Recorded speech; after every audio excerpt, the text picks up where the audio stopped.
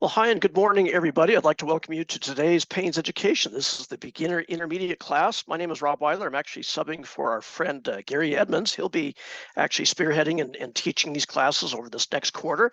Appreciate you tuning in this morning. This is the beginning of another new series of the beginner intermediate class. We like to restart these sessions at the top of every quarter and last for roughly about 3 months, 13 weeks or so.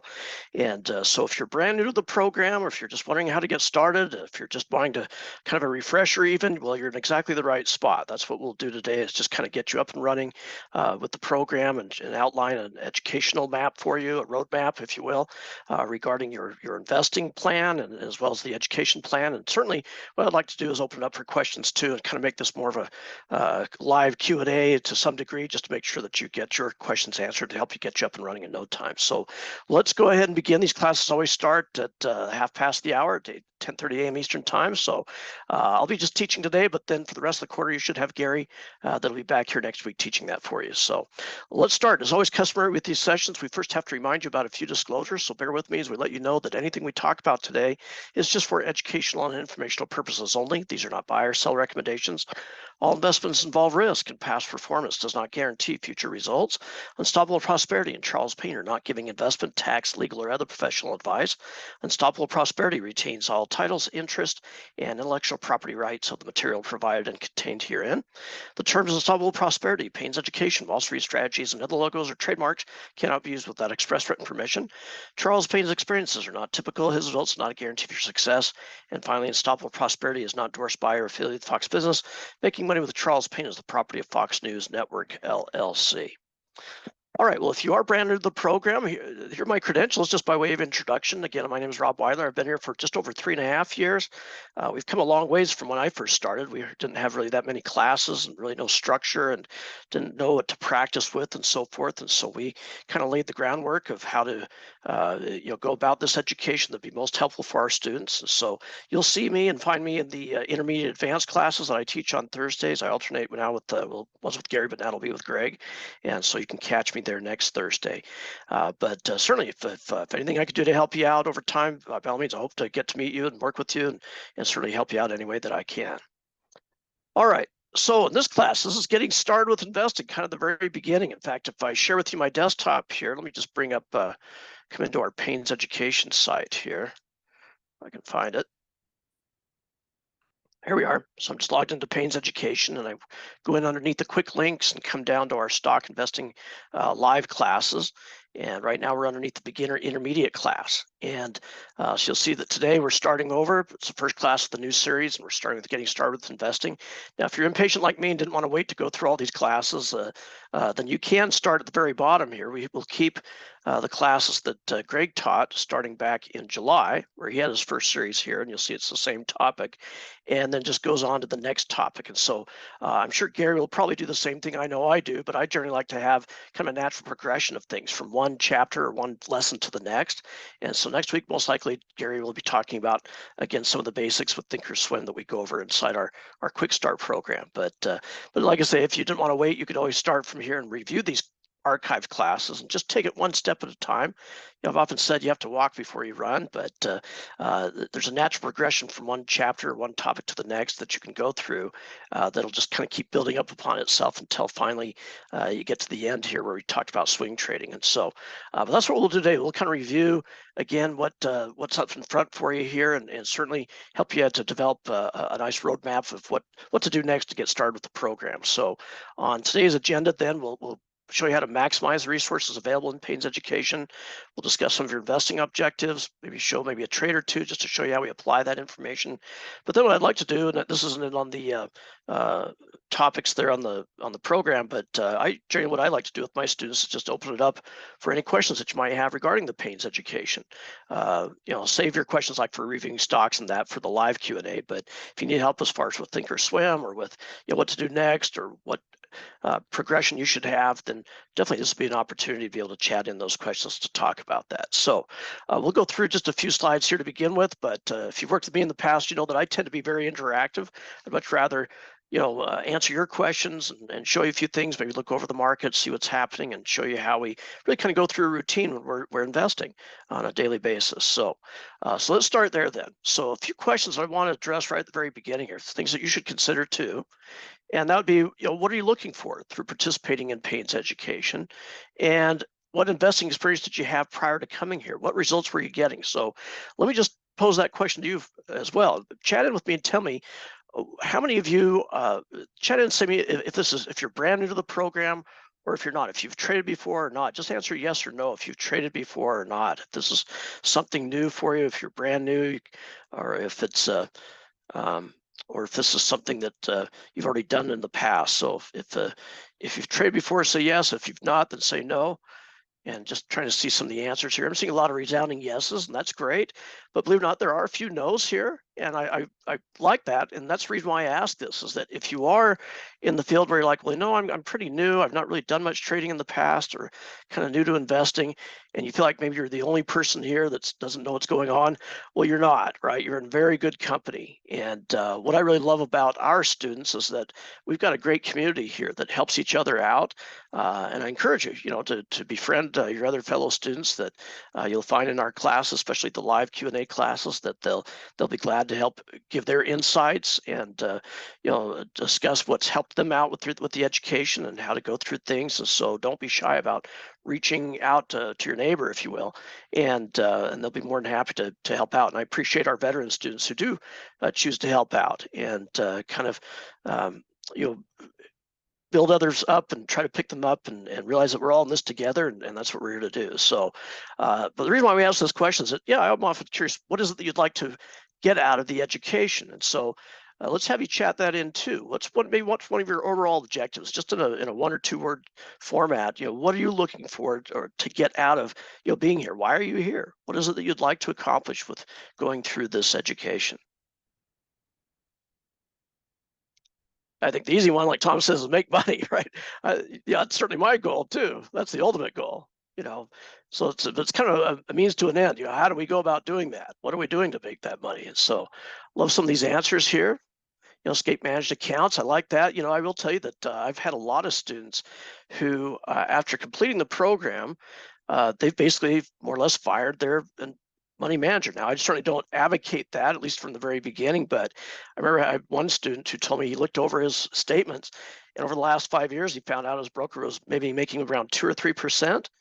I'm thinking, well, what's inflation doing right now? It's much higher than that.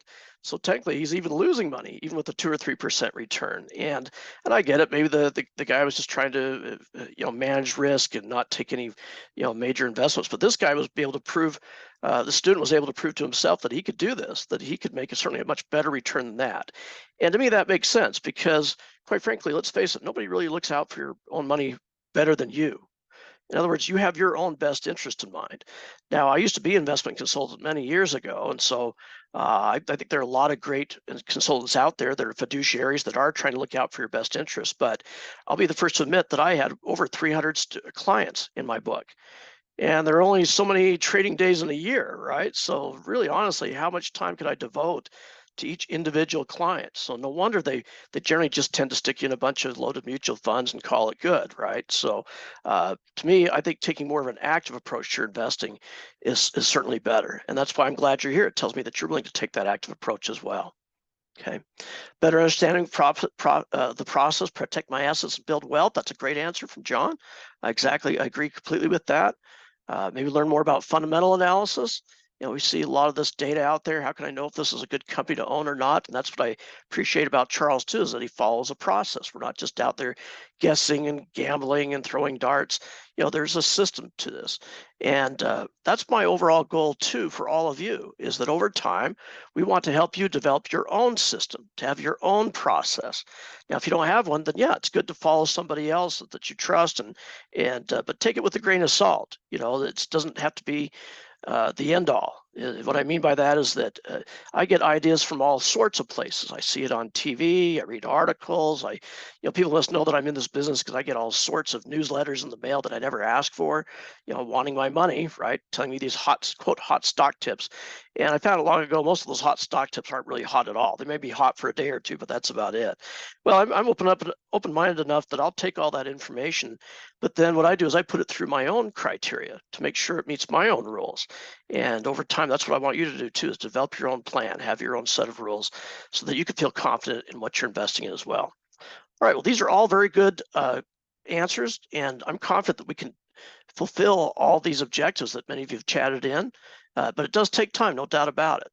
And so how do we go about doing this? What kind of, what are we expecting to accomplish? What purpose does that serve in your overall goal? Well, while we want people to make money, we've never once said that that's our overall objective, right? Because it's impossible to know, right, what people are trading in and investing in.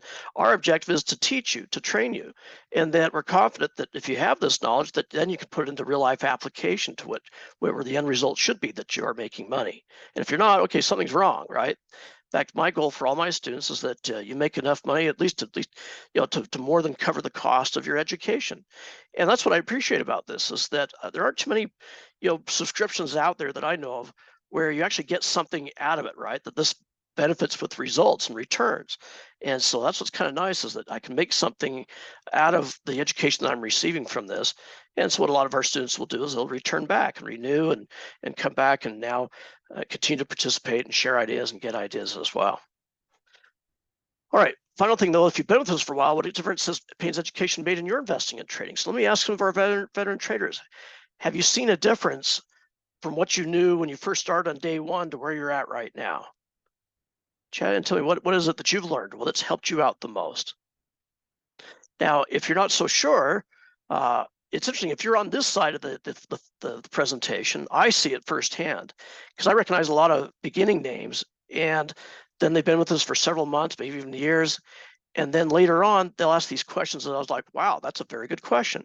And so you may not see the progression because it's so gradual, but we certainly see it on our end as the instructors, because we recognize now these different questions that you're asking and that you're following up on and so forth, and the different ideas that you're chatting in and sharing, that I have to remind my students that you may not see it, but we certainly see it. So these are great answers. I'm seeing night and day.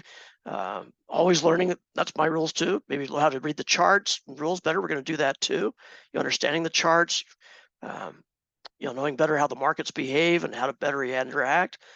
These are all excellent answers, and so I'm pleased to hear that. And certainly, we want to know more that you're doing well, and certainly we're to help you out with every step of the way on that process. All right. Well, there's really kind of two ends of the spectrum or continuum that we talk about, depending on what your objectives are and how best that you learn. So I've drawn a little line here, and we have, first of all, what we call the hotline service. Now, for those who aren't aware, that Charles Payne does offer a service where he'll produce these daily reports that he'll send out to you really twice daily, one in the morning, one in the afternoon, where he'll talk about what the markets are doing. He gives an idea of what to be looking for, what to be aware of. And then if he has an idea of what to trade, he'll actually produce that. And he follows what's called the portfolio approach. And so a lot of people like this because, well, they're just being told what to look at. And I admit, it's nice that he'll do a lot of the hard work where he's investigating these companies, he's running through the analysis, he's talking with these people and his team, and then producing a list of stocks that we can feel confident about owning. But let me ask you, with those stocks, or with his process or his system, what type of strategy is that most geared towards? Are we looking at that more shorter term, or is it more longer term? Is it more of what we call a day trade or swing trade, or is it, yeah, very good. Maybe you're chatting in, it's more of a buy and hold. And we have to keep that in mind. And a lot of people forget that. And so I just want to set expectations here now that, sometimes students will say, hey, Rob, I bought a stock last week and it's already down. And I'm thinking, well, that was last week. Are you looking to get out right now after just 1 week? And so maybe they don't understand that this is not a get rich quick overnight, make $1 million, buy your Lamborghini scheme. And if that's what you want, well, there are plenty of, charlatans out there that'll sell you that. They're willing to take your money and then sell you the dream that never comes about, right? It's just you make that other guy rich. And so I've we've never once said that, hey, we're going to make here to make you $1 million overnight. I personally don't believe anybody that tells you that, right? They're just trying to take your money. So realize that, hey, this is a long-term buy and hold strategy. So oftentimes we're looking at strong companies from a fundamental perspective where we get in and then look what's happened with the market recently. It came down, it's been going down. And so naturally a lot of these stocks have been just dragged down with it. Rats. It hurts for the short term, but then I remind myself, well, has anything really changed fundamentally with this company? No. Okay, then I'm going to hold on and allow that to eventually rise back up, which many of them do when the markets start to rally up. Now, if you decide, well, that's not for me, I don't like that. Well, then that's good news, actually, because it allows us to realize and allows you to understand more about yourself that perhaps you're not geared more towards a buy and hold technique and strategy. Maybe you've got more of a temperament towards what we call a swing trade, where you'd like to take more of advantage of the shorter term moves and not worry about having to hold on for another few months or a few years even. Okay, and that's good because we actually provide a service for that too, for the swing trading. And we teach you all the above. Okay. Now, others though would say, hey, maybe I'd like to do this myself, so I don't have to rely on somebody else. I don't want to keep, paying somebody else to manage my account or to get ideas out there. I can do this myself. And if you have the time and the discipline and the willingness, then great. You can basically learn to fish instead of just getting a fish, right? And I think that's the best right there. So what I appreciate about our program is that we offer really the best of both worlds, is that while you're learning how to do this and becoming educated with these things, you can have these suggestions made for you and learn more about that. And then you can take that information and eventually apply it yourself to understand if this meets your objectives, just like I do. Okay. All right. So just have to ask what balance is right for you. And since you're here, I'd imagine that you're all wanting to learn more about this yourself, which is great. All right, so let's close this gap. What gaps are we wanting to bridge and close? Do we have, is it a knowledge gap I found in most cases? Is it just maybe fine tuning your investment plan? Is it just, again, trying to get different ideas? Do we have, the knowledge gap? Is it just wondering now that I've got the knowledge, how do I apply it? I think a lot of people fall within that range at some point where, wow, I've learned about all this information, and then they kind of get caught in that, what I call the analysis paralysis trap. I don't know if everybody else here has done that before, where now I almost know too much information, because then I look at a stock and I just analyze everything out of it, and I think, oh boy, everything has to align up perfectly, all the stars have to align, and then I kind of talk myself out of the trade, right? Well, we don't want to do that either. We want to show you, well, how do we apply it? And that's what these classes are for, to really show you more of the real life application of how we take this information. Okay. All right, so what are the resources for closing this gap? You're starting here. And so let me just show you this. I'll just bring up these slides, but I'm going to walk through and show you because I get bored of the slides here. Okay, so if you're wondering where to start, let me just come back into our Payne's Education. And what I found helpful for most of my students is that if you're just flat out brand new and wondering how to navigate around, then certainly you could start by going up to the Getting Started tabs at the top, where we have these orientation videos to kind of show you how to go through things. You can go to the site tour videos that my boss Lori created. They're very short, but they show you how to get started, how to navigate around the education. If you have access to W Street, you can go through that to show you how we again navigate around that site. And that's the intent. It's just to show you how to get familiar with the website itself. But then what I found to be most helpful is to start with what we call our quick start classes. So if I come to our quick links, it's here where we have a menu of all the classes. You may not have all these different things like options. That's for our options subscribers, but you can see that we have what we call our quick start steps, kind of located in the top third up here. As I go into this, these are intended to help get you started, where we've got 4 simple steps. Now, when I first started here, we were kind of all over the place, and people were just going through all the education and getting lost. And I'm a big proponent that I think people learn more by doing, right? You gain experience and you learn through practice and so forth. Pardon me. So I was very big about, hey, I think we should get people up and running and going in and putting in trades much sooner rather than later. They may not know what they're doing, but you learn a lot through that experience. And so let's get practice. And so investigated and found that there are only just a few firms out there that even offer a virtual or practice account. And one of them would have to be TD Ameritrade, which has a platform called Thinkorswim that anybody can download and install. Now, you should be aware that TD Ameritrade has been bought out by Schwab. and they're now in the process of transitioning all their accounts over into Schwab. So technically, by the end of this year, it'll be a Schwab account, but it's still not too late to still sign up and use a Thinkorswim platform that's provided through TD Ameritrade. Well, what we do in these classes, they're very short classes, but you can go in and first of all, get a quick introduction to the three-pillar approach, the strategy, the system that Charles uses to become familiar with the rationale behind what we're doing here. But then immediately we get you up and running through setting up a paper trading account. Now, I will state right now as I click on this that we're not affiliated with any brokerage firm. It doesn't matter to us who you trade with. If you already have a brokerage firm with another firm that you already use and understand and like it, great. There's no reason to change at all. Although I will say a lot of our students, just so they can follow along in class, still download and install this software just simply because it's free and it's available to everybody. Okay, so you'll see that you can install this information and use it at least for free up to 60 days. Now, I can't vouch what's going to happen with Schwab taking it over, if they'll change that or not. But for now, you still have access to this. And so we use what's called the Thinkorswim desktop platform. Okay, and the reason why I bring that up is that if you're to go in and let's just say go to Google and start typing in Thinkorswim, you'll be able to see that they actually offer more than one platform. They have what they call the web-based version, which is fine if you're using like I guess a tablet, like an iPad or something. But honestly, it won't have all the same features and benefits that you'll want to have that's provided through the desktop version. And so if you happen to install something and then come into our classes and see that it's a little bit off or a little bit different, chances are you accidentally download the web-based version and not the desktop version. Okay, you can have both, but for our purposes, we teach off the desktop version. Now, they also offer a mobile app, which I happen to have on my iPhone, which is pretty nice. It works pretty well, actually. I've used it when I've been away from my computer and if I'm traveling or whatever. And so you're welcome to have that too. But of course, it's impossible for us to teach from an iPhone here. So make sure you've got the desktop.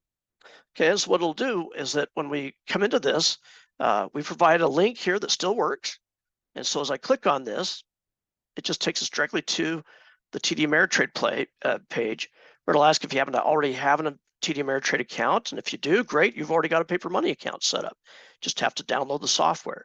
But if you don't, you just click on no, and it'll allow you to go ahead and type in your own username and password, ask for some basic information. But you notice that none of this is really that personal. There's no social security number or birth date or anything like that at all. And then you could just submit, and it'll take about 5 minutes to download and install the software on your desktop. Okay. Now, if you decided, well, boy, I don't know who to get started trading with. I don't have a brokerage account. How do I choose? What I might encourage you to do is I scroll down below here. We have a class that I taught in our lesson 1 on exactly how to go about choosing a brokerage firm. And so maybe it takes about 15 minutes to go through that class, but I would encourage you to go through that because it'll walk through some of the things to be aware of and what to be looking for. And my only suggestion to do is to not settle for anything less, right? There are a lot of firms out there. There's been a lot of consolidation, but there are great firms like Fidelity and E-Trade and so forth, Interactive Brokers. But I have noticed that with a lot of social media nowadays, there's been a lot of these, what I call kind of meme or social media brokerage firms out there. You probably have heard of them, Robinhood and so forth. Just from what I've heard from other students and other people is I'd be careful about those firms. And the reason why is that they are so new that sometimes they don't have all the same features and benefits that you'll want to have. In fact, I learned through a student that if you have a problem or an issue, a lot of these firms, there's no phone number. You can't call anybody. You have to email them. And what I'm thinking, if somebody's got my money, I want to be able to get a hold of them day or night, 24/7, 365 days of the year, right? And a lot of these firms, you just can't do that. And that's a little bit irritating to me. I think it should be to you too. So I would suggest don't settle for that, right? And the good news for us as retail investors is that with the big competition that's been out there in the consolidation, a lot of these firms no longer charge commissions for stock trades. So it's not even a cost issue anymore. So heck, if Fidelity and Schwab and the like are not charging any commissions, then why settle for something less, right? Just get the most out of what you can from that firm. All right, and then just to point out, up here we've provided a video that walks through step by step all these different topics. We've kind of time-stamped all these things that what I found helpful for my students is that they'll start the video, then they'll just pause it, and then go through the instructions and just follow along to download the information and go through how to look at the monitor tab and using some of the advanced features and chart settings and so forth. So if you've gone through this entire video, by the time you've completed it, you'll have a good idea of at least how to get started, at least enough to be dangerous that your site will look very similar to what you see when you tune into these classes. Okay. All right, so the idea is let's get practice. And so what we'll do is that after going through this, step 3, we then walk through and show you how to place paper trades. And we have these live classes Tuesday through Thursday where we answer questions regarding exactly these topics. Now, we don't this week because we're kind of short-handed, but they'll start up again next week that you can tune into if you'd like. And then finally, in step 4, we go through a quick stock analysis. Okay, so let me just show you this. Now, this might be beyond what you've learned so far, but I always like to just kind of show this in practice. So let's do this. Does somebody have what they believe to be a good looking stock that might meet a lot of the fundamental and technical analysis information that you've learned in the classes so far that we could look at to analyze? So I'm going to put you on the spot. Don't give me some high flying stock that's no good here, right? Let's take the first one. Looks like Jim's chatting in NVIDIA. Yeah, so we've seen NVIDIA a lot in the news and so forth with AI and everything else. And so let's do this. We can take any company that you might be familiar with, that you might have heard about, that you might use their products. I love how Charles says, hey, buy what you know, right? So if you happen to use chips that use NVIDIA, I talked with the gentleman the other day, I guess it was a little while ago actually, that we were talking about NVIDIA, and he only knew them because they made chips that do a lot of the gaming. He's a programmer, so he understands that they do programming with gaming chips and things like that. It was well above my head of understanding, but he was only familiar with that, so he wasn't even thinking about it from an investment perspective. But I was able to show him how, well, here you can take any of that stock that you use and run through a quick analysis. So what we'll do is we'll take that NVIDIA, and there are many great sites out there where you can go in and analyze the information, and you'll learn more about this in our future classes and in the quick start. But just to kind of give you more of a real life application, let's go into a place like Yahoo Finance. Okay. The reason why we can come in here is that they'll provide a lot of information that we can go in and look at any stock and analyze it. So this is free and available for everybody. You don't even have to subscribe to this to have the access to this information.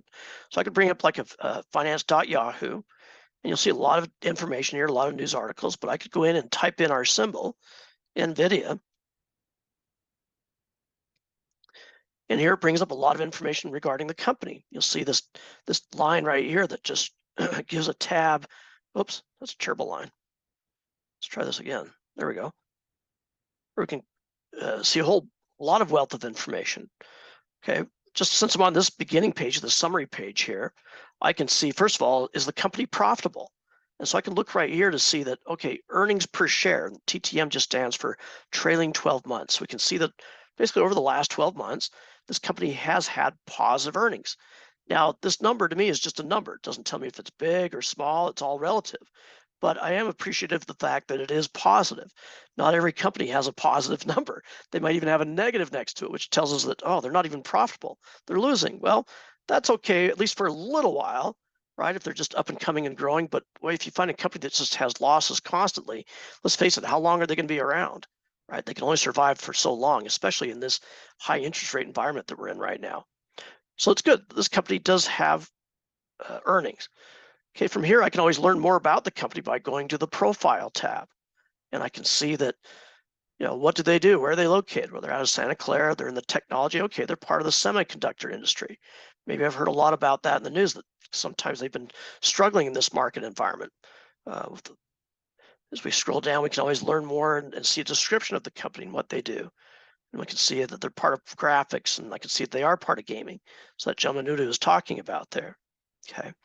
But then to go through an analysis, I'll go through this quickly, but you'll learn more about this. I'm just kind of giving you a taste of what you're going to be learning about. That you might say, well, Rob, I'm not a financial analyst. These are all just numbers. It's all foreign to me. How can I really know or learn anything about this? My advice is the old KISS method, right? The keep it simple method. So if I go to our analysis tab, there are analysts out there that have done the work for us. And so you can see a lot of data here. But really what we'll do is we'll just scroll down. And we want to know what kind of track record has this company had in terms of doing better than what was expected of them with their earnings. You see, every quarter, a company will announce what kind of earnings that they've had for that past quarter. And analysts out there, their sole job is to come up with a consensus of what they believe the company should have with their earnings. And so we can see what those estimates were, and then how did the company actually perform. So literally a year ago, analysts out there were projecting that the company should have 69 cents of earnings.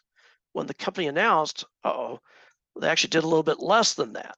They only had 58 cents of earnings.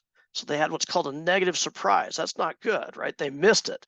And chances are the stock probably at least took a short-term hit off of that, because we want to know if the company can do much better than expected, not worse than expected. Well, perhaps that was just a one-time deal, because look what happened afterwards. For the following quarters, analysts continue to raise up their expectations, but then the company finally did meet and exceed those expectations, at least by a positive amount. And look how it just keeps growing from quarter to quarter until most recently. Wow, look at that. They jumped up so much just over here in the summer to where they're expecting over $2 of earnings, all the way up from only 69 cents of earnings. And the company said, hey, not a problem. We did even better than that. So at least 3 out of the last 4 quarters, they've been able to not only meet, but exceed what companies' expectations have been, or analysts' expectations have been of them. That's a good sign. Love to have a perfect score, but it's not bad. They're trending in the right direction. All right, well, that would look at how well the company's done in the past. We want to know, what are they projected to do in the future? So it's in this section here where we can see what analysts were anticipating, what their estimates have been for their earnings per share, what they were thinking even just a few months ago, to what are they thinking right now. We want to be able to see if they've been lowering or raising up their expectations, or expecting better things out of the company. Well, what I'll focus on is just be the current year, and what are they projecting for next year, their next fiscal year. And we can see that a few months ago, again, positive earnings, but have they been raising or lowering those expectations? Well, it appears to me, look how those numbers just keep rising up higher and higher. A little bit of a glitch right there. But to where we're at right now, like Linda says, we're just been going up, up, up. That's a good sign. If it's going the other way, I'd be very careful, because something's made those analysts decide that, something's not right. They're projecting a slowdown. Maybe they're going to have more competition. Maybe they have to close stores. Maybe something's changing. But at least for this company, they've been raising up their expectations. They've had an upgrade, okay? And we can see that not only for the current year, but my goodness, look what's going on for next fiscal year. And that's even higher than what they're projecting for this year. So in a nutshell, what does that equal out to then? When you see earnings expectations rising up, what type of company do we have here? Just one word, how do we identify this? Yeah, very good. Many of you are saying it's a growth stock. Let's face it, if we want our account to grow and increase in value, it certainly makes sense to me that we'd want to be looking for good, solid growth stocks that are also growing, because there's that general correlation that if you have a stock that's growing with their revenue, growing with their earnings, that over time, it may not happen tomorrow, but over time, their stock price should appreciate and grow along with that, okay? So that would suggest to me that this is a pretty good growth stock.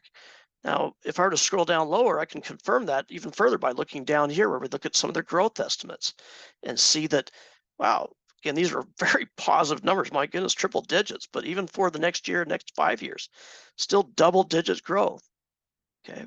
That gives me confidence that, okay, I'm not just dealing with some loser stock here that's losing money and not going the right way. There's, at least for now, the anticipation that it should want to continue to even have better things to come in the future, okay? Now, that took a little while, and you may still be lost, and that's okay. I'm just kind of giving you a flavor of what you'll learn about this. So we know that, could I feel confident about owning this stock in my watch list, at least, keeping an eye on it? Yeah, it's not bad, right? But is really today the right day to buy the stock? So what we did here is we just answered the question of knowing what to buy, okay? But there's more to it than that, right? Maybe a great company, but if the stock is, going the wrong way here, then maybe it's not the right time to get into that, right? So this is where we apply more of the technical side of trading. So if I come back in, I'm going to bring up our Thinkorswim platform here to give you an idea of how this works. So let me introduce this to you. This is the Thinkorswim software. And at first glance, I know with all the information that's on there, it could be very overwhelming. I'll be the first to admit that.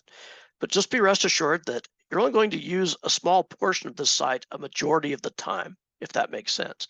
I kind of call it the 80-20 rule, or maybe I really honestly only use about 20% of the site 80% of the time. And then over time, you learn about some of the other great features, and you can choose to use those as well. But right now, I'm just underneath what we call our charts tab. And we use the charts quite a bit because they tell us something. This is looking at things from a technical perspective. These graphs price in a lot of this data and a lot of this fundamental information, a lot of the emotions of what people are thinking out there right now. Well, right now I have a graph up of our Dow Jones Industrial Average, and you'll see once again, we're down again today. Ouch. Look what's been happening over the last week here, just nothing but red. And you'll understand and learn more about these, what we call candlestick patterns very soon too. But green is good because we're rising up, but red is not so good if we're being bullish because things are falling down lower. Okay, and it's still coming down today. In fact, just so you're aware, if I zoom out to maybe a 1-year graph, here's the beginning of this year as of yesterday, and now today it's following through. We're actually officially in negative territory for the year, at least on the Dow. Rats, it was trying to move up, and we actually had signs of life moving up in the summer, but now we're actually now down below where we would have started the year, unfortunately. Okay, well, I shouldn't say unfortunately. It's unfortunate for those who are already in the markets at the moment, but if you're brand new to the program, man, your timing's perfect, I would say, because what a great time to be learning about this. Because feel free to know that you're not buying stocks at their all-time highs, right? You're looking to getting in when maybe things are trading at a discount. Because I may not know a lot about everything, but this much I do know is that the markets will rise again. And that's the good news, is that you're looking at when stocks have pulled back quite a bit to where you'll be able to get them maybe even at a discount when they're on sale, and then enjoy, the nice rally back up higher again, which will happen. In fact, I wouldn't be shocked at towards the end of this month into the end of the year that we have a very strong rally. Okay, because it's happened over and over again. You look to last year. Last year was a negative year on the market, and you look how starting at the middle of end of October, things rallied back up. It's one of those seasonal types of things. Okay. Well, what I'll do here, if the markets are down, chances are maybe NVIDIA's down too, but let's bring it up. Let's bring up NVDA. We'll type in the symbol. Kind of interesting, looking at this chart compared to the Dow, which is just a representation of the market. How would you say this particular graph on NVIDIA looks compared to the overall markets? Look better, worse, the same? Yeah, it looks a lot more positive. In other words, even if I were just to start from the beginning of the year, here's our beginning of our year here. Remember on the Dow, we were actually losing. We're actually a little bit lower. Here, my goodness, we're up much higher than that. And it's true, this stock really had a huge rally into this year. It was trading around $150. Now it's up to $450. Okay, so now the question is, well, maybe am I too late? This thing's already gone up so much. I've been told it's good to buy low and sell high. I want to dispel that myth as well. It's certainly great to buy low and sell high, but it's certainly okay to buy high and sell even higher, because stocks will do that. When this stock went from 150 up to 300, come on, it doubled. There's no way it can go up higher now, right? And yet clearly we can see it can, gapped up after earnings and continue to take right off. Well, what's interesting is that you'll notice I've got this little line drawn here from the past where we kind of bounced around that when we were moving up. Recently, we broke down below it. Okay, so not a big deal. Maybe the stock's just consolidating and pulling back like the market is, but I want to be careful because we don't want to be entering in if it's going to be starting to downward trend and go the other direction and roll over. Okay, notice we had a bit of a down day yesterday. Thankfully today we're kind of flat. Not a big deal. In fact, you'll learn more about things like support and resistance and identifying, well, where, has there been a place where the stock has had a hard time breaking down below recently? I think just from a horizontal perspective, we can choose to identify that on the chart. I could draw a line like this, kind of this neighborhood right here, and observe that not just once, but 2 or 3 times even. Look how when we've fallen down, at least buyers have stepped back in around this $406 level. Okay, that says something, right? It tells me that, for whatever reason, buyers still think that that's a good buy right around the 400-point level, despite the fact of going from 150 up to 400. Okay, well, for now, like I say, that's good, but we want to make sure sellers don't start stepping in at a lower price too and saying, I'm fearful that things are going to drop back down. And so we maybe keep an eye on this to see if we can't maintain above this level. And then if we're to break down below, well, then we can have an exit strategy. And that's my encouragement for all of you too, is to have your own exit strategy. Before you even enter into any trade, you have to define for yourself, what amount am I willing to, hold on to it, but if it starts breaking down below that particular amount to where you say, nope, enough is enough, and you're looking to exit out of the trade. Okay, and that could be a wide area, it could be a percentage. I like to base my exits off of what we're observing on the chart itself, right? Because that tells us something that, again, buyers have stepped in around this level. So if I am more of a shorter term trader, or just, even if I'm longer term, I want to hold on to this if it can remain above that. But if it breaks down below, maybe for my rules, I might choose to exit out and then look for yet another new entry point later on when things are starting to rally back up. Okay. Not a bad example. Whoever chatted that in, I think it was Jim. That's certainly a great company to be observant of. And then over time, you can learn more about the stock and what you're investing in. And I encourage everyone to do that too. Become very familiar with what you're looking to invest in. Become, know how they move and how they work, and all the information regarding it. All right. Well, what we went through here, just to come back again, will be covered inside, these quick start steps. And so this is the good starting point, is to go through these steps to begin with, so you can get up and running and so you can follow along within our classes. From there, everybody learns a little bit differently. But what I found to be helpful for my students is that, some people go in and they'll go into our foundation lessons and just try to cram in all this information. Now, if you're like me, I could read a whole chapter on, I don't know, fundamental analysis, and I guarantee you by the next day, I've forgotten most of it. Probably within the next minute, I've forgotten a lot of it, right? It just doesn't register.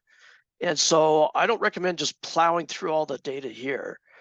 I would, quite frankly, just maybe start with 1 or 2 lessons, maybe go through the investing principles and building a watch list, and then stop, and then attend these classes to see how we apply that information. For example, if I went through lesson 1 and lesson 2 on building a watch list, then I could come down to our live classes and come to where we're at today, the beginner intermediate class. Today was just an introduction, but you'll see that I'm sure Gary will kind of follow along the same process, that after going through this, we'll show you how to, create a watch list. So Greg added another class here about orders for some reason, but that's okay. That's kind of cool thing too. When you listen to different instructors, you get different approaches to this. But you'll see that's what he applies it. And then he goes through and talks about the 3-pillar approach in more detail of what we just did today. Okay, so you tend to learn more when you see how we use that information. And then, of course, your objective is to go in and get practice yourself by going into the paper money account and testing out these strategies. And then when you have questions, I'd say by far our most popular class would be to go into any one of our daily live Q&A sessions. These are held Monday through Friday. We have different times available for those. I teach on Mondays and Wednesdays. You can see the times here. So I'll be on later this evening at 5 p.m. Eastern time. And these are wonderful. This is where you can tune in, you can sit back and relax and watch, but we certainly encourage you to participate if you'd like. And if you have questions, just chat them in. How do we use Thinkorswim? How do I put this trade in? How do I analyze this stock? Things like that. We'll be glad to help you out with that. But then you'll notice that we even share ideas. A lot of our stock trades that we put in, at least when I teach these, I tend to go in and show people how to manage a portfolio of these different companies, is that we analyze them and then show you how we trade them and how to exit out and how to manage those trades and monitor them. Okay. So certainly encourage you to tune in. Don't be shy about asking your great questions as you're going through these things. All right, then you should also be aware of, we have some wonderful other classes. For example, we had a special event with Charles. He does these just a few times each year. But last Saturday, we had on Saturday mornings, he's willing to do this out of his own home. So you get to see him as a person, right? And so he'll go through and give us an idea of what to be expecting about the markets. And then he'll actually opens it up for questions, where you, the student, can chat in and talk with Charles and say, hey, this is what I want to learn more about, or this is what I'm wondering about. And he's very kind with his time to share that information. So these are recorded, where you can go back and review these if you'd like, from just last Saturday. We also provide our own workshops. We've got one coming up in, I think, another 2 weeks here. But if I come to our stock investing workshops, let's see when this is at. Yeah, Friday, October 20th. So just 2 weeks away, I believe. So Gary will be talking about doing a deeper dive fundamental analysis. So that might be a little bit more advanced. So I certainly I'd go through the basics first, but then he'll take, well, knowing Gary, he might take 5 hours, but we usually take about 2 to 3 hours. But Gary likes to go on long, but he does a good job on that. And so you could tune in and again, see more of a what I kind of call going full circle, where we take this information on this topic and take it from the basics and go all the way around, right? To show you how we apply that in a real life situation with our trading. And I'm sure Gary will do a great job with that. And these are recorded as well, so you can always go back in. I taught one just on the foundation back in September here. All right. There's a great comment from Alice saying, hey, this went in one ear and out the other to begin with, but now it's old news and she gets it. That's perfect. That's great. And then you know that, okay, I'm progressing, I'm understanding it. And that's the key thing is, like I say, take it in steps. Now, some of you might have asked, well, Rob, I see these other classes like options. Should I be worried about trading options right now? My encouragement to you is to not worry about that. I certainly enjoy options trading and I do a lot of options classes here as well, but I would tell students it's not required at all. I would certainly understand the basics of stocks first, and then later on, as you feel confident that you're seeing improvement with your trading and with your investing, then yeah, I would encourage everyone to eventually learn more about options because it helps answer the question, what do I do in a market situation right now when the markets are going down? Well, we have classes to show you how you can trade and make money to the downside. Most people don't know how to do that, right? They only make money if the markets go one direction up.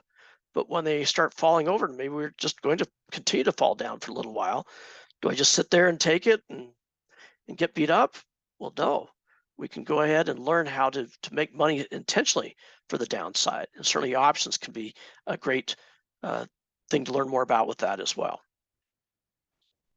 All right, so we walked through our orientation, our quick start process. We talked about our lessons and classes, the Q&A sessions and workshops. Oh, well, how do we contact us? What do we do when we do have questions? Well, the first thing I would do is I would always attend the Q&A sessions.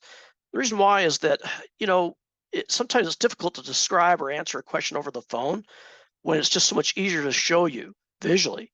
And that's what the Q&A sessions will do, right? Is that we can just walk through and show you on the charts and identify for you these things just so you can see firsthand how we use that information. So I would attend the Q&A sessions to ask those questions. But if you're wondering who to contact for what, if I come back to our site again, you can go back up to where it says contact us up at the top. Okay, so if underneath contact us, it's here where we list the places to call. So the first place would be our customer service. So if you have questions about your billing, here's the number for that. For everything else though, kind of as a starting point, I would start here, contact the website support. If you need help logging into the site or accessing any of the classes and so forth, start there. They're on the phones, that's what they're there for. I always feel bad when someone emails in and says, hey Rob, I couldn't get into your class today. Well, I can't really help out that person if I'm teaching the class myself, right? And so contact people who are available on the phone to help you out with that. Now, if you have questions about a particular hotline alert that came out, or how to go through the portfolio approach, or how to position size, things like that, well, then I would reach out directly to W Street. Here's their contact information. If you're wondering, yeah, why did Charles recommend that particular stock, that particular alert? We can get some ideas, but it's better just to go straight to the source. And so you can reach out to them. If you have a representative there, go directly to them. Now, if you have questions about your trading account, as much as I'd love to help you out, and I used to be a licensed investment professional many years ago, I'm no longer licensed. So legally, I'm not allowed to help you out. In fact, none of us are. And we were all licensed at one time, but that's not our job here. We're not part of the brokerage firm. So we can't really help you out with your Thinkorswim account. So makes sense, go straight to the source. We're just a customer like you. So I would just reach out directly to them, especially with Thinkorswim, and they can help you out. We provide their contact information here. Quite honestly, I think the best way, instead of calling or emailing them though, is if you are able to log into the site itself, is I would just go up to the very top and click on the support chat bar at the top here. I'll just show you. If I click on that, it allows you to go ahead and create a support request, and you just simply type in your question and say, hey, how do I delete this on my chart? Or how do I access this, or whatever it may be? What's great is that you're going to the source, right? These are the people that created this. And so they come online and they answer your question. And if they need to, they can look over your shoulder and see what's going on with your website. see what the error is or what the mistake is or whatever, and be able to help you out that way. And so I just bring this up because on occasion students will email in and say, Rob, I need help with my account. And like, I can't help you out. We won't even answer the question, right? So just go directly to Thinkorswim for your Thinkorswim questions there. All right, and then finally, for everything else, for the education, that's where you reach out to us, right? Our education team, if you have questions about investing strategies and techniques, fundamental technical analysis, again, I would encourage you to go to our Q&A sessions, but you can also reach out by emailing us. If you call, most likely you'll get our voicemail because we're teaching all day long. So it's better just to email and be specific about your question. And I will say that we're good about getting back to you, certainly within the same day. I mean, it's generally it's never more than 24 hours unless it's the weekend before we get back to you. All right. Great question from Mark. Payne's Perspective is a newsletter that Charles does on a daily or weekly basis, I should say. So every Monday, he produces a newsletter that goes through and talks about the economy, what the markets are doing, what to be aware of, and so forth. And then we, as instructors, provide an informational class that kind of deciphers that newsletter, if you will. And these are taught at 1 p.m. Eastern time every Monday afternoon. And so if you don't have access to that or wanting to learn more about that, I would just call into our customer service and they can describe what requires to get access to that. Okay. All right, so we've gone through this, talked about the where to contact us, closing that gap, the resources that you have. So how are we going to be doing these classes then? Well, again, they tend to be progressively building. They'll start over in about 3 months. So I'll be teaching those at the beginning of the next year because it'll be the new year now. This is the last quarter here. And this is going to be the proposed schedule that I'm sure Gary will most likely follow. But we kind of differentiate and do our own thing, which is good. But generally what they'll do is we'll talk about the concepts. We'll talk about analysis. We'll go through the strategies themselves, whether it be buy and hold, whether it be swing trading, even trading to the downside. Okay. But really our objective is to have more deeper discussions about that. And during these classes, certainly you're welcome to ask questions as we're teaching this so you can make sure that you understand it. I can't vouch for Gary or the other instructors, but I generally like to show more application just like we did today. Instead of just talking about, I showed you, we took a stock that you liked, NVIDIA, and showed you just a quick process of how we might analyze that. You may not understood it, but that's okay. It's just, I'm getting you prepared to be expecting what you're going to be expecting and what you'll be learning more about that. All right, so with the foundational concepts, we'll discuss paper money order entry. We'll go through watch lists. Then the analysis, we'll go through a quick fundamental analysis. And we'll talk about a technical analysis, understanding when to buy and when to be selling. And we'll talk about the behavioral side too, which is equally as important. Let's face it, there's a lot of emotions out there with dealing with money. So we'll show you how to help control those emotions. In fact, can someone chat with me and tell me just right off the bat, what would be one simple way? It's well, more simple said than done, but what's one way that we can help control the behavioral side of trading? How do I not trade emotionally? I get emotional when I see my stocks doing this, right? Yeah, I think the key ingredient here is to have and follow a plan, right? Have some rules. Now that plan doesn't have to be set in stone. Certainly mine is not. It'll evolve as time goes by. And as you gain more experience, you can fine tune your plan. But I love that because there are times where, well, most recently, in fact, let me just show you. Let's just show an application here again. I had a stock trade on Zillow in our class here. You notice back here, you notice how the stock was hitting this resistance over and over and over again. Okay. And the beginning of this year, look how volume really picked up. Those are buyers stepping in. And it came up, and again, I don't like to buy high. I'd rather buy low and sell high. So I'd hate to be the person buying here or here. That doesn't make any sense, right? Because clearly the stock had a hard time breaking out above that. But then what's different about this period right here? What was going on right here now? Were we hitting the same high? Or was something different? Yeah, Brian and Jim and others observed that no, I could see this is a pretty good level of resistance, but now suddenly we're breaking out above that resistance. Remember how I said it's okay to buy high and sell even higher?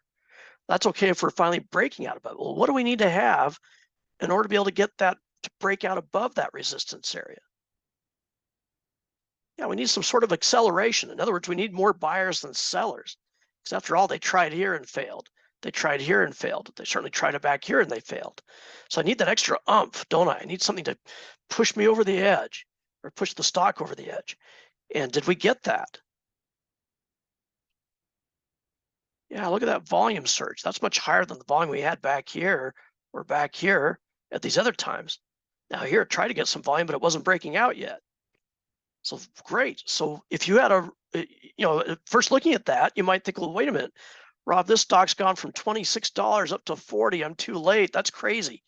I'm nervous about buying at a high. But if you have a set of rules, then you say, oh, my rules state that if we get a breakout above that high with higher than average volume, I should take the trade. Now, do I know what's going to happen in the future? Can I read the market's minds? Do I just have that innate ability of, predicting the future? Of course not, right? Nobody does. And I guarantee you the people on TV, they sure pretend a lot like they do, but they have no clue either. Don't believe them either, right? I'm always amazed how much money they make for guessing, but they don't know. They have no better idea than you do. You can't control that, so don't worry about it. What you can control is that, do I have a rule that says if I have a breakout with higher than average volume, should I take the trade? Yeah, now I have no idea if it'll be a good trade or not, but I have a lot of confidence in it that not always, but most often times when I do get in a breakout on higher than average volume, that it should be a good investment. Okay, so that's exactly what we did in one of our classes. We took that trade. We got in. Right when we got in, then what did it do? Oh, it started going the other direction, right? Just kind of bounced around a little bit. But ultimately, look how we moved up. Now, it's kind of interesting. Another thing you'll learn about is that if that was a good level of resistance, we broke out, moved up, then it started to fall down. Oh, what happens here? People start freaking out. What are they doing? They're trading emotionally, right? You, on the other hand, being the wise and knowledgeable and calm and cool, collected investor that you are, you're going to anticipate. You're going to say, okay, if things are going to pull back, I'm not happy about it, but am I going to freak out and sell out, or am I going to understand and anticipate just where this stock may find a new support level? So another rule that you'll learn about is that oftentimes an area of resistance, once broken out, will generally tend to become what? This question's for our more senior traders here. Yeah, they have that knowledge that oftentimes old resistance will become a new support. Man, that's powerful knowledge. A lot of people just don't know that. Your neighbor doesn't know that. Okay, maybe your spouse or loved ones don't know that, but you do, or at least you will now, right? So when we break out, look what happened. You're looking maybe to buy in again, or at least tell your neighbors to buy in, because that old resistance clearly became new support. Maybe broke down one day, but it bounced around that area. Okay. So look how we're moving up. Higher lows, higher highs, doing just fine, trading along, moved up even more and more. Okay. Then is there something that's changed here? What changed most recently here? Well, we came down. I could have been looking to buy back in again. Pardon me. But if we're upward trending, how does one define an upward trend? What do we like to see with an upward trend? What's a good simple definition of an upward trend? Yeah, you'll see this a lot too, where people chat in, they'll say, hey, I'm looking for the series of higher highs and higher lows. Okay, well, as I look backwards, here's a low, went up, hit a high, pulled back, hit a low, but that was a higher low. Then went up again, hit a high, that was a higher high. And it came back, still hit some higher lows. Here's kind of around the same high. So maybe it was going sideways there, but then ultimately it broke out higher, hit a higher low, higher high, higher high, higher low. Well, I don't know, maybe we kind of hit a low here. So I might have been a little bit wondering at that point, but then what happened right here? Uh-oh, right? Yeah, I like to buy and hold on as long as possible, but why should I hold on if it's going to be downward trending or changing on me? Suddenly I've got a lower high. That's not a very good definition of an upward trend. But then what happened right here? Yeah, we start hitting a lower low to go with it. So the opposite of an upward trend, higher highs and higher lows, is lower lows and lower lows, which is a downward trend. Like Steve says, sadness happens. Well, it can be, because we sure enjoyed that trend, but how sad am I? Or do I just follow some rules? In other words, do I have an exit plan? So what would be a good exit plan? Maybe a breakdown below support. Remember how we got in on a breakout above resistance? Maybe if I have a breakdown below support, might be my time to say, I don't want to lose all my gains. I mean, what kind of gain we have on that? I forgot, about $5. Yeah, so made about 500 bucks. It's not huge. I guess though, if you look at it from a percentage perspective, to go from 42 up to 48, I mean, that's still about a 14% increase. Remember how the Dow was negative for the year now? The market's actually negative. All your friends and neighbors are negative for the year. You, on the other hand, you're making 14%, but better yet, you're keeping it, right? So when things fell down, okay, because I remind myself I can always get back in one day. But now do we have more of a downward trend? Yeah, something like that, don't we? It's kind of funny. It's up today. Market's down, but moving up. Okay, so we exit out, lock in our profits, move on. I can still keep an eye on it. Now, just to give you a glimmer too, so we get out, if we can see that things are being bearish, pardon me, losing my voice for Wednesday already. But if things are being bearish, and this will be well advanced for this class, but if I can see that things are changing and breaking to the downside, could someone maybe venture out and tell me what kind of strategy might we do to make money to the downside? Yeah, we could go out and go short, or like Jim says, if you're familiar with options, that's where you can go out and buy puts. Well, again, this is more advanced for this class, but I believe that's exactly what we did. I went out and bought some puts. What day was that? That was on the 15th, I think the very day we got out. Yeah, here's the 15th. So we sold our shares to lock in our profit, and now we're just trading to the downside. Losing a little bit today, but overall we're up 51% for our put options. Well, that's the fun thing about puts or options trading, is that we can make money to the downside, and you'll learn more about that later on in the future. Okay, but I just wanted to show you that, yeah, trade off what we see, right? Don't have to sit there and take it. If we observe that it's breaking down, we follow our rules, and we can even intentionally make money to the downside. Okay. All right. Well, that's just going to, again, to kind of give you a glimpse of what you're in store for and to learn more about in later classes here. So we'll talk about these strategies: portfolio management, not only just buy and hold, but also swing trading, more shorter term, and also a little bit of options, a little introduction to that. Then we'll go through a deeper discussion, recap, go through fundamentals part 2, technical part 2. They'll maybe introduce you to what we call our peer-to-peer spreadsheet, which is a marvelous tool to help you to analyze even more closely a stock and more deeply. Okay, and then they'll probably open it up for other, ideas and questions that you can learn more about with that. All right, so here are your next steps. As I begin by defining your objectives and your goals. What is it you'd like to learn more about? And the goal, of course, is to make money, but how do I get there? What do I do about this? And so go through those quick start steps that we talked about. Tune into any of our daily Q&A classes to get your questions answered. Big or small, smart or dumb, doesn't matter to us. I've certainly asked plenty of dumb questions in my lifetime, and I still do. Okay, but we'll answer those for you. And then to me, just practice, right? Get a lot of practice placing these trades, just so you can get the mechanics out of the way, so you don't have to worry about what buttons to click on. So then you can really spend more time focusing on the strategies themselves. Make your mistakes, right? I hate it when people go into a live account, just jump right in and then make a bunch of mistakes and lose money, because then it shakes their confidence.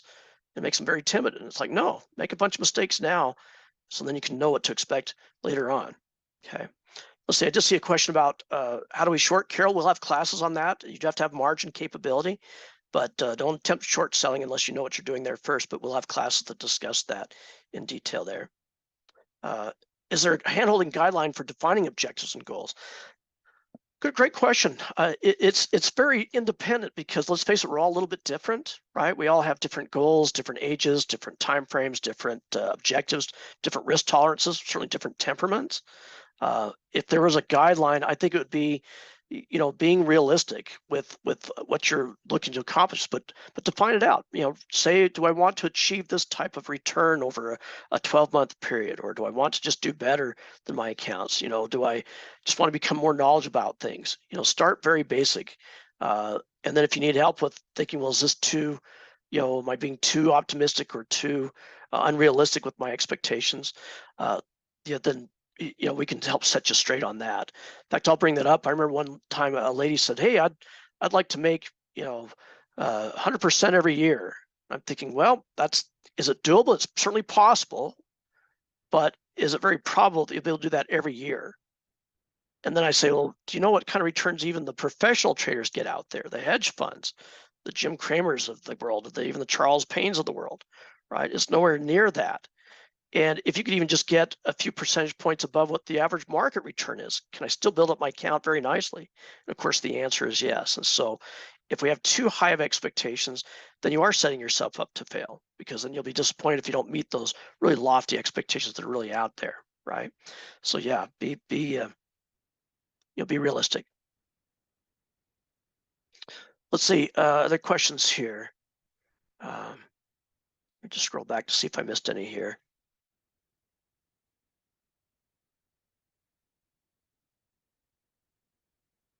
Jim, yeah, so you're talking about what they call the wash rule, that if you're trading within a non-IRA account, if you sell stock for a loss, then if you were to buy it back within that 30-day time period afterwards, then the same stock, you wouldn't be able to count that loss because you've got right back in again.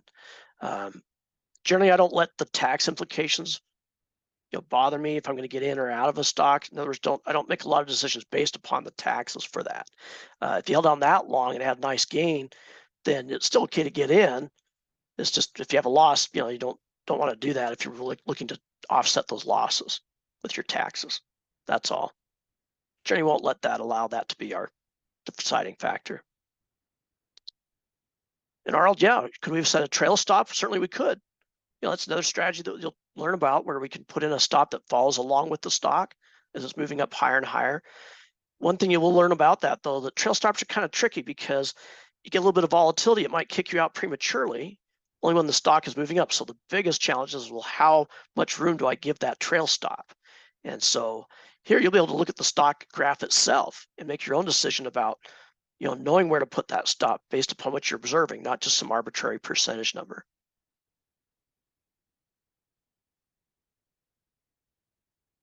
Scott had a great question regarding support that begs the question of what fundamental support and accelerated to positive. So it's interesting, again, let's face it, in this information age, whenever we read news, it's already old news. And sometimes even the news itself is just unwarranted. Maybe it's just a knee-jerk reaction. Wall Street has this funny habit of selling first and then asking questions later. And again, if we can recognize that, we can benefit from that too. I've seen plenty of good companies that have maybe a good earnings announcement and they get beat up initially.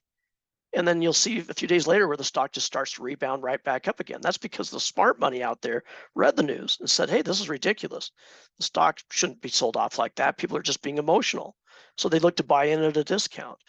But it's interesting, when we start hitting the same level over and over and over again, that becomes much more relevant, because it does suggest to us that, buyers seem to like this price to get in at that level and not want it to break down below, or vice versa if it's hitting resistance.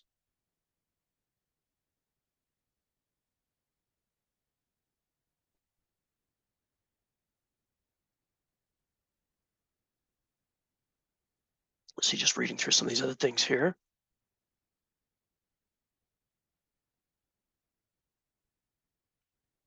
Let's see. Yeah, root cause of volume, oftentimes it is just because of something came out. And what's kind of cool is that you can go in, if I come back here, at least on this platform, we have these different tools or gadgets, as they're called, that you can select to have. Like, for example, you notice I've got live news up here, and I've got it linked up to my graphs up here. So whatever symbol that I type in, it'll bring up some of the more recent headlines for that particular company.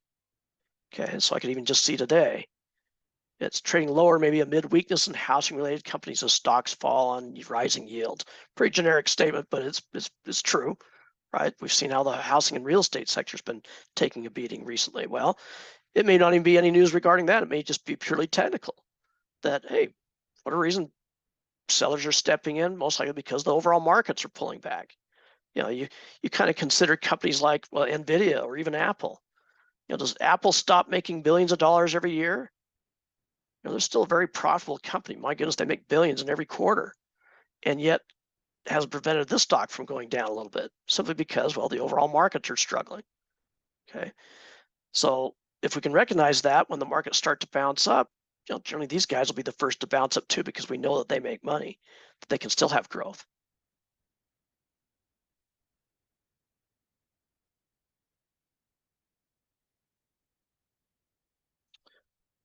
All right, I better wrap this up. I'm just trying to scroll through to see what else I might have missed here.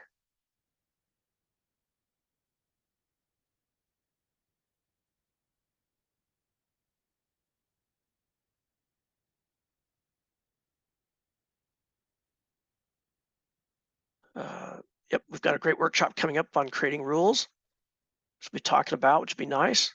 We've had classes in our intermediate class that talks more about that, but start with the basics, and we'll discuss that, and you'll learn that as you go through it. Like I say, you got to run before you walk, or I guess you just got to walk before you run. That's what it is, right? All right. Well, I think I was able to answer, as far as I can see here, the questions that have been chatted in. And I appreciate the participation. If I missed your question, I do apologize. Not intentional, but certainly we'll be glad to answer that later on this afternoon in our live Q&A class. Sometimes we have to crawl, run, fall down, and walk. Exactly. I've done a lot of that in my lifetime too. But that's the key, is to get started and to go through this and get a lot of practice. So I'm excited for everybody here. Like I say, I think your timing is perfect, honestly, with the way the markets are behaving right now. I've been trading since 1997. I'm used to it. It's like, it doesn't faze me at all. We even talked about this in our class, how to be prepared for when things are pulling back, which they most likely will. We're still in uncertain times, no doubt about it, with rising inflation, rising interest rates. We did have some jobless numbers, or claims that came out that, or I should say payroll numbers that came out today that were a little bit less than expected. Normally that's bad news, but in this market, that's actually considered good news, because maybe if things can slow down a bit, not be as strong as this market has been or this economy has been, that the Feds will eventually stop raising rates for so much. Many are still fearful that we are heading towards a recession. Well, here's the thing, is that by the time that they announce that we are officially in a recession, the markets are already rebounding back up higher. Remember, markets are forward looking. So don't be worried about that either, right? If the date comes, in fact, I'm kind of looking forward that one day they will say that we are in a recession. Finally, let's get it out of the way, right? That dreaded R word. But by the time they've finally made that official, the markets are already rebounding because they're looking up ahead, and you'll be able to take advantage of that. So I look at this as just an opportunity. Maybe not today to buy in just yet, but now's the time to build up your watch list and to get ready and to learn about this information and be able to recognize the signals. So when things do bounce, then we'll be ready. We'll be able to take advantage of that. So I'm excited for you on that. All right. Well, as always, tune into our daily Q&A session. Gary will be back here next week. I'd imagine he'll probably be talking about Thinkorswim and giving you some more ideas regarding that. But the key is to be up and running and ready, so then you can progress further with these classes. So I want to thank everyone for tuning in. I hope this has been helpful for you today. It's kind of an introduction. My objective was to show you really more application. I think we did a good job of that. At least I hope so. Or I didn't just show you a bunch of slides, but we actually jumped in and showed you some examples and how we analyze and how we know when to get out and get in and that type of thing, and at least give you a taste of what you're in store for. So I'm looking forward to working with you in the future. If I'll see you in my intermediate advanced classes and in my Q&A classes. So I want to thank everyone. Have a great rest of your afternoon, and we'll see you back here soon. Take care, everybody.